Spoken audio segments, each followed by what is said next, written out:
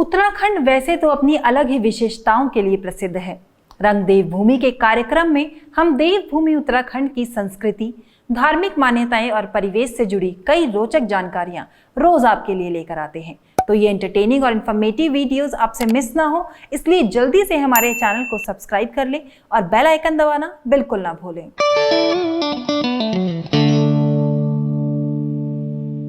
तो इसी कड़ी में आज हम बात करेंगे हिलांस पक्षी की। ये उस जमाने की बात है जब गढ़वाल कई गढ़ों में बटा था। यहाँ कई राजा और राजकुमार थे। ऐसा ही एक राजकुमार था जिसकी घुड़सवारी करने या शस्त्र विद्या सीखने में कोई रुचि नहीं थी। वो बहुत अच्छा बांसुरी वादक था। वो सुबह बांसुरी लेकर जंगल में चला जाता और वहाँ बांसुरी बजाता। जब वो बांसुरी बजाता तो वन के पशु पक्षी वहाँ एकत्रित हो जाते और वे चुपचाप उसकी बांसुरी सुनते। ऐसे ही कई दिन बीतते चले गए। उसकी बांसुरी सुनते ही पशु पक्षी वहां पहुंच जाते। इनमें शेर, बाघ, हिरण सभी तरह के जानवर शामिल थे। ये सभी राजकुमार के दोस्त बन गए। एक दिन की बात है, किसी दूसरे गढ़ की राजकुमारी वहां पहुंची।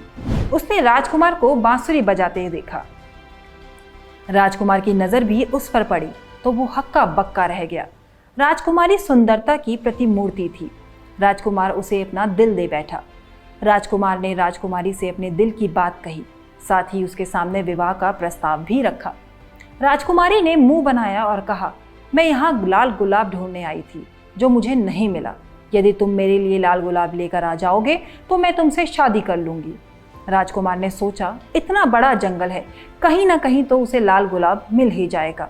पर उसे कहीं भी लाल गुलाब नहीं मिला। उसे केवल सफेद गुलाब मिला, जिसके बाद वो उदास हो गया।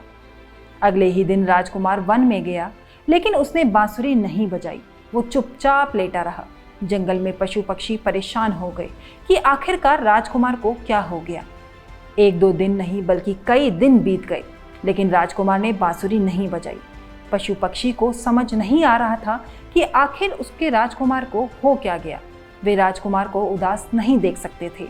पशु पक्षी ने राजकुमार से उसकी उदासी का कारण पूछा। उन्होंने कहा कि वे उसके मित्र हैं, उसकी परेशानी दूर करना उनका कर्तव्य है।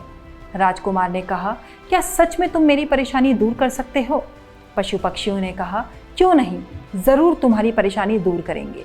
राजकुमार ने कहा कि मैं उस राजकुमारी से प्रेम करने लगा हूँ जो यहाँ आई थी, लेकिन उसकी एक शर्त है, लाल गुलाब लाने की। मैंने कई जगह ढूंढा पर मुझे लाल गुलाब कहीं नहीं मिला। पक्षियों ने कहा, यह तो हमारे लिए आसान काम है, हम पूरी दुनिया छान मारेंगे। वे लाल गुलाब ढूंढने निकल पड़े। जानवर भी जंगल में लाल गुलाब ढूंढने लगे, पर सबको निराशा ही हाथ लगी। इन पक्षियों में लाल रंग का एक पक्षी भी था। राजकुमार के बांसुरी ना बजाने से वो बेहद परेशान था। उसने प्रण किया कि चाहे कुछ भी हो जाए, राजकुमार के लिए लाल गुलाब लेकर आएंगे। वो लाल पक्षी सफेद गुलाब के पास गया और उससे पूछा कि लाल गुलाब कहाँ मिलेगा। सफेद गुलाब ने कहा कि लाल गुलाब इस दुनिया में होता ही नहीं है। पक्षी ने उससे लाल गुलाब हासिल करने का उपाय पूछा। सफेद गुलाब ने कहा कि उपाय तो है, लेकिन उससे तुम्हारी जान भी जा सकती है। लाल पक्षी ने कहा कि मैं मित्र की उदासी दूर करने के लिए किसी भी तरह का दुख पीड़ा सहने को तैयार हूँ, यहाँ तक कि मौत को गले लगाने के लिए भी तैयार हूँ। सफेद गुलाब ने कहा कि तुझे मेरा कांटा अपने पर चुभाना होगा।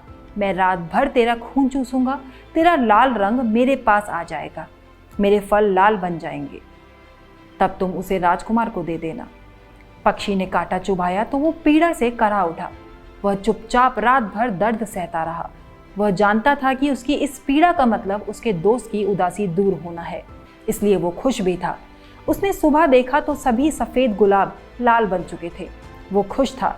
उसने स्वयं को देखा तो वो हैरान रह गया। वो रंग बिरंगा पक्षी बन गया। उसने लाल गुलाब तोड़ा और राजकुमार के पास ले गया। बाकी पशु पक्षी हैरान थे, क्योंकि उन्होंने ऐसा पक्षी कभी नहीं देखा था। उस पक्षी ने अपना परिचय दिया और बताया कि कैसे उसे लाल गुलाब मिला। राजकुमार लाल गुलाब लेकर राजकुमारी के पास गया। उन दोनों का विवाह हो गया। राजकुमार अब राजकुमारी के साथ जंगल में आता और बांसुरी बजाता। अब सब खुश थे। जिस पक्षी ने लाल गुलाब के लिए अपना रंग बदला, वह दिखने में और भी सुंदर बन गया।